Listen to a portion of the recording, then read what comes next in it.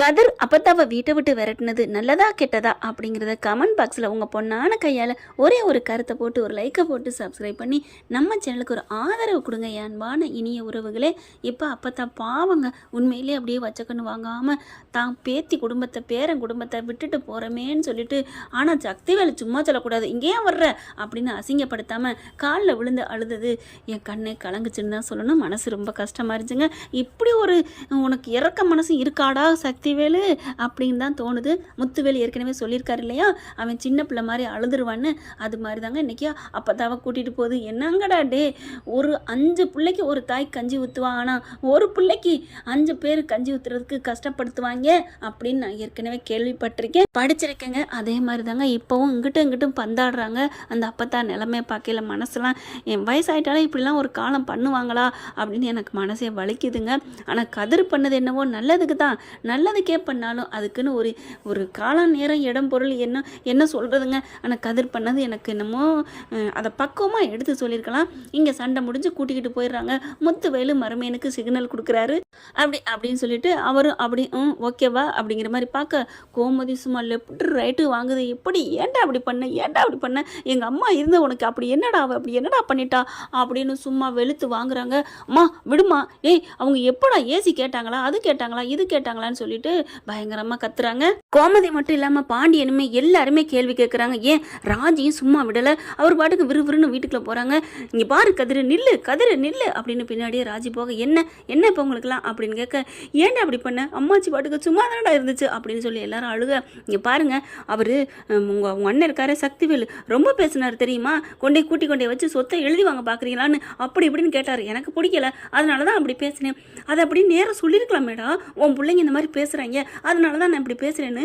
ஏன்டா அப்படி பண்ண, பாவண்டா எங்கள் அம்மா கடைசி காலத்தில் என் கூட வந்து இருந்தாங்கடா, அவங்கள இப்படி அனுப்பிட்டேடா பாவின்னு அழுகுறாங்க, குடிச்சு அடிக்கிறாங்க, சாத்துன்னு சாத்துறாங்க. என்ன அடித்தாலும் நான் ஒன்றும் பண்ண முடியாதுன்னு ரூமுக்குள்ளே போயிடுறாரு.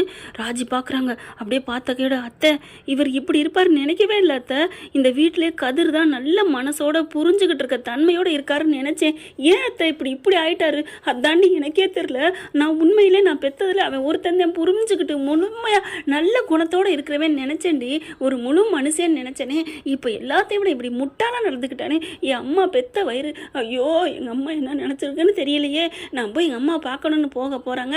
அத்தை நீங்கள் போகாதீங்க அத்தை. ஏண்டி ஐயோ அங்கே ஏற்கனவே காண்டில் இருப்பார் உங்கள் அண்ணன், வேணாம் சித்தப்பா பொல்லாதவர், நீ சும்மா இருடி நான் போவேன் அப்படின்னு சொல்லி அப்படி தடுத்துடுறாங்க. வேணாம் பேசாமல் உட்காருங்கன்னு உட்காந்துடுறாங்க. அப்படியே அந்த ஏற்று விட்டு வாசலே பார்த்துட்டு இருக்காங்க. உள்ளுக்க கூட்டிகிட்டு போயிடுறாங்க. போயிட்டு பார்த்தா அப்படியே வா அப்படின்னு அம்மா கூட்டிக் கொண்டே வச்சு, அம்மா என்ன மன்னிச்சிருமா அப்படின்னு சக்திவேலு பேச, முத்துவேலு அப்படியே அவரால் பேச முடியல, அவருக்கு தான் முடியல இல்லையா. அம்மா கூப்பிட்றாரு, அம்மா வாங்கம்மா அப்படின்னு சொல்லிட்டு உட்கார வைக்கிறாங்க. அம்மா மடியில் அப்படியே முத்துவேலு பொசுக்குன்னு போய் படுக்கிறாரு. முத்துவேலு படுத்தோன்னு எல்லாரும் பார்க்குறாங்க. என்னண்ணே ஆச்சு டே முத்து ஏப்பா அப்படின்னு சொல்ல, ஒன்றும் இல்லைம்மா எனக்கு என்னமோ தெரியலம்மா, உன் மடியில் படுக்கணும்னு ஆசையாக இருக்குமா, படுத்துக்கட்டுமா அப்படின்னு கேட்க, ஏன்டா முத்துவேலு படுறா அப்படின்னு சொல்ல, எனக்கு என்னமோ உன் பக்கத்தில் இருக்கணும்னு தோணுச்சுமா, எனக்கு ஆண்டவனாக பார்த்து என்னை என்கிட்ட அனுப்பி வச்சுட்டான்னு நினைக்கிறேன் மாமா, அந்த முருகன் தான் அந்த கதிர்வேலன் தான் என்கிட்ட அனுப்பிட்டான்னு நினைக்கிறேன். என்னண்ணே அவன் பேரை சொல்கிற, டேய் நான் கடவுள் பேரை தாண்டா சொன்னேன் அப்படின்னு சொல்லிட்டு அம்மா மடியில் படுக்கிறாங்க. அப்படியே தலைமுடியே கோதி விடுறாங்க. பரவாயில்ல, ஒரு பேரப்பிள்ளை அடித்து விரட்டினாலும் பெத்த பிள்ளை நம்ம மேலே இவ்வளோ பாசமாக இருக்கானே. எப்பேற்பட்ட பிள்ளையா கொடுமைக்காரனாக இருந்தாலும் சரிங்க, ஒரு தாயை பொறுத்த வரைக்கும் அம்மானு மடியில் வந்து விழுந்துட்டாலே அவன் கோடி ரூபா கொடுத்த மயனாக இருந்தாலும் போடா அப்படின்ட்டு அந்த அனுசரணையாக வந்து மடியில் படுக்கிறான் பார்த்தீங்களா அம்மானு சொல்லிட்டு. அந்த பிள்ளைய தாங்க ஒரு பெத்த தாய்க்கு பிடிக்கும். அது உண்மையிலே நான் அறிஞ்ச உண்மைங்க. அதை நான் உங்களுக்குலாம் உணர்ந்தா என்னன்னு கமெண்ட்ஸில் சொல்லுங்கள். இப்போ எல்லோரும் சந்தோஷமாக இருக்கிறாங்க. அம்மா அத்தை வந்துட்டாங்கன்னு இவங்களுக்கு பார்த்தீங்கன்னா மருமகளுங்க உங்களுக்கு என்ன வேணும் ஏது வேணும் அப்படின்னு கேட்க, ஒன்றும் வேணாண்டி இருங்க நம்ம கூல் ஐஸ் போட்டாரேன் நம்ம டீ போட்டாரேன்னு ஆளாளுக்கு போய் கொண்டாந்து கொடுக்க, அப்போ தான் பார்க்குறாங்க. அதாவது சுகன்யாவை, உனக்கு வந்த வாரிசு தான் இந்த வீட்டுக்கு எங்கள் அம்மாவை கூட்டிகிட்டு வந்துச்சு போல இருக்கே அப்படின்னு சக்திவேலு சொல்ல எல்லாரும் சந்தோஷமாக இருக்காங்க. ஆனால் இங்கே கோமதி தன்னை தேடி வந்த தான் உயிர் போயிடுச்சேன்னு உயிர் போக உட்காந்துட்டு இருக்காங்க. அப்படியே சக்திவேலால் தாங்க முடியல. டே ஏதாவது அம்மாவுக்கு பண்ணணும்டா, போய் வாங்கிட்டு வாடா சமைச்சு கொடுக்கணும் அப்படின்னு வெளியில் வராரு. போய் மட்டன் எடுத்துட்டு வா, சிக்கன் எடுத்துட்டு வா அப்படின்னு வெளியில் உட்காந்துருக்க பார்த்துட்டு வெக்கம் கட்டதுங்க. பெத்த தாயை விரட்டி விட்டுட்டு உட்காந்துருக்குதுங்க. அடங்கொய்யால நீ மட்டும் விரட்டி விடலையா, இவங்களா விரட்டி விட்டாங்க. பார்க்குறாங்க. போய் எடுத்துகிட்டு வாடா அப்படின்னு குமார்கிட்ட அனுப்பிட்டு, இங்கே பாரு நீ அங்கெல்லாம் இனிமேல் போகாத, நான் தான் சொன்னேன்ல ஏன் தான் நீ போன அப்படிங்கல. நீங்கள் தானே விரட்டி கொண்டே விட்டீங்க அப்படின்னு சக்திவேலு பொண்டாட்டி சொல்ல, இவ ஒருத்தி இவளே எனக்கு இடைஞ்சலா இருப்பா. ஏய் சும்மா இருடி, நம்ம புள்ள கல்யாணத்தை நிறுத்திடுச்சே நான் அப்படி பண்ணேன், மற்றபடி வேணுக்குலாம் நான் விரட்டலை தெரியுமா, நீ ஏன் தான் அங்கே போன, அவன் என்ன அப்படி பேசின, அப்படி என்னதான் நீ பண்ண அப்படி சொல்ல, நான் ஒன்றுமே பேசலடா, நான் ஒன்றுமே கேட்கல, ஆனால் அவனா ஏன் என்னை விரட்டி விட்டான்னு தெரியல அப்படின்னு மட்டும் சொன்னால் என்ன ஆகும், அப்படி அப்படின்னா அவன் அப்படி தான் இப்படி தான் அப்படின்னு சக்திவேலே சும்மா தூபம் போட்ட மாதிரி ஆடிடுவான். அதனால அப்படி சொல்லக்கூடாதுன்ட்டு அப்படியே அமைதியாக இருக்க, என்னமோ ஏசி இல்லை அது இல்லைன்னு சொன்னானே என்னவா அப்படின்னு சொல்ல, ஒன்றும் இல்லை அப்படின்னு சொல்லல. பழனிக்கு எல்லாம் தெரிஞ்சிருது. அங்கேருந்து எல்லாத்தையும் கேட்டு வராங்க கோமதிட்ட, என்னதான் நடந்துச்சு அப்படின்னு. ஒன்றும் இல்லைடா, ஏசி இருந்தால் நல்லதுன்னு யதார்த்தமாக சொல்லிக்கிட்டு இருந்தான். கதிர் ஏன் இப்படி பண்ணான்னு தெரியலையே, கதிர் இப்படி பண்ணானா என்னமோ காரணம் இருக்குக்கா அப்படின்னு சொல்லிட்டு இங்கே வராங்க. அப்போ தான் அம்மா வந்து அங்கே ஏசி இல்லை அது இல்லை இது இல்லைன்னு நம்ம வீட்டை பற்றி பெருமையாகவே சொல்லியிருக்கு. அதுதான் அவங்களுக்கு கோவம் வந்துருச்சு. ஆமாம், எங்கள் அம்மா சொன்னதில் என்ன தப்பு இருக்குது, நம்ம வீட்டில் எல்லாம் வச்சுருக்கோம் தான், அவன் வீட்டில் இல்லை தான், வக்கத்த பையன் வரலி பையன், அவன் வீட்டில் இல்லைன்னு சொன்னால் கோவம் வந்துருச்சா. இங்கே பாருங்கள், அவன் எதுவும் பண்ணலை, கதிர் தான் பண்ணியிருக்கான். அதுக்கும் என்ன காரணம் தெரியலை.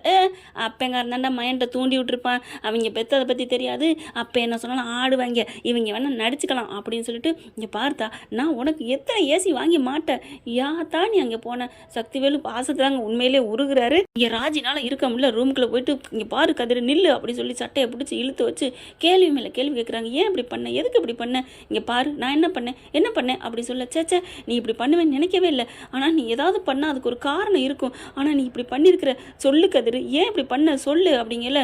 அதெல்லாம் நான் ஒன்றும் பண்ணலை, இங்கே பார் அப்பா தான் நம்ம கேட்டுச்சா, ஏசி கேட்டுச்சா, ஏதாவது குறைன்னு சொன்னுச்சா, அந்த வீட்டை பற்றி பெருமையாக சொன்னுச்சா, அவங்க எப்படி பண்ணுவாங்க இப்படி பண்ணுவேன்னு சித்தப்பா பற்றி குறை தானே சொன்னுச்சு, நீ ஏன் இப்படி பண்ண சொல்லுன்னு அழப்பி எடுக்க, ஒன்றும் இல்லை போதுமா அப்படின்னு சொல்லி வெளியில் வேகமாக போகிறாரு.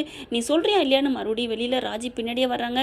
நீ சொல்லலை இப்போவே நான் வீட்டை விட்டு போயிடுவேன், எனக்கு எங்கள் அப்பா தான் முக்கியம். அப்போ உங்கள் அப்பா தான் முக்கியம்னா நீ போய்க்கோ, ஏன்னா பொண்ணும் பக்கத்தில் இருக்க ஆசைப்படுறாரு இல்லையா, அதனால் போகட்டுமா போ அப்படின்னு சொல்ல, அத்தை நான் போகிறேத்த. டேய் என்னடா நீ எல்லாத்தையும் அனுப்பிச்சிட்ருக்க, ராஜி அவன் கிடக்குறாம்மா, இல்லைத்த நான் ஏன் இங்கே இருக்கணும் அப்படின்னு சொல்லிட்டு வேகமாக அங்கே போகுது. போனோன்னு பார்க்குறாங்க, என்ன உன்னைய விரட்டி விட்டாங்களா, அவங்களே ஒரு ஓடுகாலி குடும்பம், அங்கே போனியா, சித்தப்பா நீங்கள் சும்மா இருங்க அப்படின்னு சொல்லிட்டு அப்பத்தா போய் கட்டி பிடிக்குது. அப்பா அப்படின்னு சொல்லிட்டு அப்பா போய் கட்டி பிடிக்க, நான் பெற்றதும் என்ன பெற்றதும் என்கிட்ட வந்துருச்சு. கதிரே நீ என்னடா உன்னை கல்லாக்கிக்கிட்டு நீ கெட்ட பேராக்கிட்டு எல்லாத்தையும் என் ஆசையை நிறைவேற்றியே அப்படின்னு கண்ணு அப்படியே மூடிக்கிட்டு கதிருக்காக முத்துவேல் நன்றி சொல்கிறாரு. ஆனால் இங்கே கதிர்வேலை பாண்டி கோமதி எல்லாம் சும்மா வெளுத்து வாங்குறாங்க. என்ன பண்ணுறதுன்னு தெரியல. ஒரு கட்டத்துக்கு மேலே இவருக்கு ரொம்ப சந்தோஷம் முத்துவேலுக்கு. ஆனால் இங்கே என்ன பண்ணுறாங்க, இங்கே பாராத்தா நீ அங்கே எதுவும் போய் கையெழுத்து போட்டு கொடுக்கலையே, டேய் ஏன்டா அப்படிலாம் பேசுகிற, அங்கே அப்படிலாம் இல்லைடா. நம்ம ராஜியும் சொல்கிறாங்க சக்திவேல்கிட்ட, அப்படிலாம் இல்லை சித்தப்பா, ஏன் சித்தப்பா இப்படிலாம் பேசுகிறீங்க, அவங்க முக்கியம் தான் நீங்கள் எல்லோரும் போனீங்க, இப்போ அவங்க அடித்து விரட்டினதுனால இங்கே வந்திருக்கீங்க, அவங்கெல்லாம் யாரும் அடித்து விரட்டலை, நாங்கள் தான் வந்திருக்கோம் போதுமா அப்படின்னு சொல்லிட்டு இருக்க. அந்த கதிர் தான் நல்ல மானங்கட்டத்தனமா பேசினானே அப்படி சொல்ல, இங்கே பாரு சக்திவேலு சும்மா விடுறியா இல்லையா அப்படின்னு சொல்லிட்டு முத்துவேல் அடக்க பார்க்குறாங்க. ஆனால் அடக்கலைங்க, ரொம்ப கத்திக்கிட்டே தான் இருக்காரு சக்திவேலு. ஒரு கட்டத்துக்கு மேலே கோமதினால அங்கே இருக்க முடியலைங்க, அதுவும் இங்கே வந்துடுதுங்க. இங்கே வந்தால் அம்மா வாமா ராஜி வா, ஏன் இங்கே வந்தீங்க அப்படின்னு சொல்ல, ஏய் எங்கே வந்த, என் வீட்டுக்கு நீ ஏன் வந்த, அது ஏன் ஆத்தா என் வீட்டில் இருக்கும், அந்த பொண்ணு என் பொண்ணு என் அண்ணன் பொண்ணு, நீ என்ன கூப்பிட்றது வெளியில் போ அப்படின்னு சொல்லி சத்தம் போட்டு கத்துறாங்களா. அப்படிலாம் இல்லை நான் போக மாட்டேன் அப்படின்னு இங்கே வேகமாக கோமதி கத்த, கதிருக்கு அங்கே எல்லாம் விழுகுது. என்னாச்சு அம்மா போயிட்டாங்களா, அரசி இருந்துட்டு ஆமாண்ணே அம்மா போயிட்டாங்க அப்படின்னு சொல்ல, ஆனாலும் கதிர்கிட்ட பேசுது அரசி, ஏன் அம்மா போனாங்க ஐயோ அப்படின்னு சொல்லிட்டு அங்கே ஒரே சவுண்டாக இருக்குது. பார்த்தா வெளியில் பிடிச்சி கொண்டாந்து தள்ளி விடுறாங்க கோமதியை. வேகமாக ஓடி வந்து தாங்கி பிடிச்சிடுறாரு நம்ம கதிர். யாரை கேட்டு எப்படி எங்கள் அம்மாவை தள்ள போச்சு அப்படின்னு சொல்லி கோவம் வந்து கத்துறாரு. டே எதுக்குடா இங்கே வர்ற ஒவ்வொருத்தர்களாக வந்து சொத்தை எழுதி வாங்க பார்க்குறீங்களா அப்படிங்கிற முத்துவேல் அங்கேருந்து எந்திரிக்கிறாரு. நல்லா பெத்த பிள்ளையும் அம்மாவையும் கட்டி பிடிச்சி படுத்திருக்க பார்த்துட்டு கதிருக்கு கொஞ்சம் சந்தோஷம். ஆனால் பார்த்தீங்கன்னா எந்திரிச்சு வராரு. சக்திவேலு விடு அப்படிங்கிறாங்க. முடியாதுண்ணே, இவன் கொஞ்சம் கொஞ்சமாக வந்து நுழைஞ்சுக்க பார்க்குறானே, சொத்தை ஆளை பார்க்குறானே, என்ன பண்ணுறானே தெரியல, நீங்கள் 2 பேரும் போயிட்டு வர்றீங்க, எனக்கு தெரியாது நினச்சிட்டு இருக்கீங்களா, நீ என்னண்ணே மருமேனு சொத்தை எழுதி வைக்க பார்க்குறியா அப்படி இப்படின்னு சொல்லிட்டு, இது ஒரு குடும்பமா, இதெல்லாம் ஒரு அந்த குடும்பம் இந்த குடும்பம்னு ரொம்ப கேவலமாக பேச போது நிறுத்துடா அப்படின்னு சொல்லிட்டு முத்துவேலுக்கு ஒரு மாதிரியா மயக்க வருது. ஐயோ மாமா என்னாச்சுன்னு சார் கதிர்வேலு அப்படியே ஓடி போயிட்டு தாங்கி பிடிக்கிறாரு. என்ன எல்லாரும் நிற்கிற, இவன் ஓடியான்னு தாங்கி பிடிக்கிறேன். மாமா ஒன்றும் இல்லை மாமா என்னாச்சு அப்படியே ஒரு மயக்கம் வருது. ஐயோ கொஞ்சம் சும்மா இருக்கீங்களா, தள்ள தள்ளுங்க தள்ளுங்க அப்படின்னு சொல்லிட்டு காற்று அடிக்க ஒரு அட்டையை எடுத்து வீசிட்டு விடுறாரு. ஃபேனை போடுங்க அப்படின்னு ராஜி பார்க்குது. என்னாச்சு கதிர், என்னாச்சு எங்கள் அப்பாவுக்கு, என்ன ஆச்சா, ஐயோ ஏன் இப்படி அவர் உயிரோடு இப்போ பண்ணிட்டீங்களே அப்படின்னு சொல்லிட்டு எல்லாம் தள்ளுங்க அப்படிங்கிறாங்க. டக்குன்னு தூக்குறாருங்க முத்துவேலை. என்ன ஆச்சு சொல்லு. உடனே சக்திவேல் கையை பிடிக்கிறேன். என் அண்ணனை எங்கே தூக்குற, அட போடா அப்படின்னு ஒரே தள்ளி விடுறாங்க.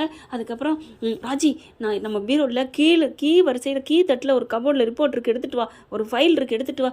என்ன கதிர் எங்கள் அப்பாவுக்கு என்னாச்சு போ அப்படின்னு சொல்லையில் ரத்த வாந்தி எடுக்கிறாருங்க. ஐயோ என்னாச்சு எங்கள் அப்பாவுக்கு அப்படிங்கல. போ ராஜி அப்படின்னு வெளியில் தூக்கிட்டு வராங்க.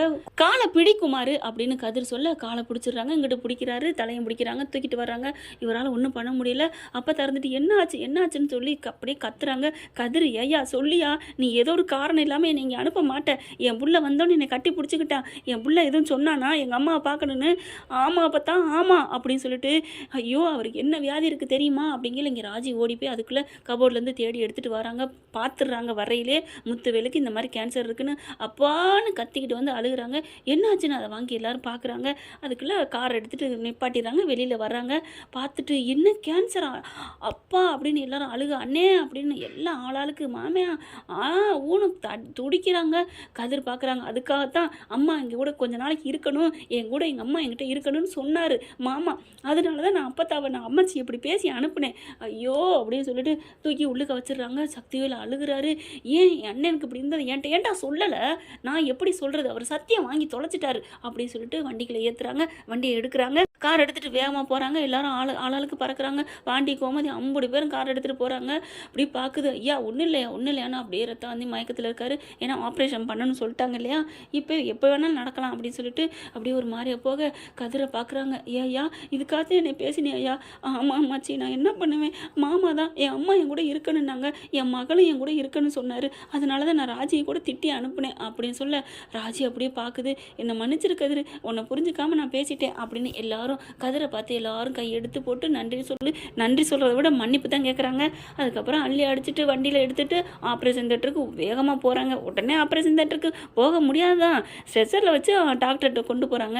டாக்டரும் எல்லாம் முடிவு பண்ணி ஆப்ரேஷன் பண்ணணும்னு சொல்லி ஆப்ரேஷன் பண்ண போகிறாங்க. உள்ளுக்குள்ளே எல்லாரும் ஐசி வார்டுக்கு வெளியில் நின்றுக்கிட்டு இருக்காங்க. எல்லாரும் ஐயோ முய்யோ கொய்யோ நெஞ்சிலையும் கையிலையும் தலையிலையும் அடிச்சுக்கிட்டு நிற்கிறாங்க.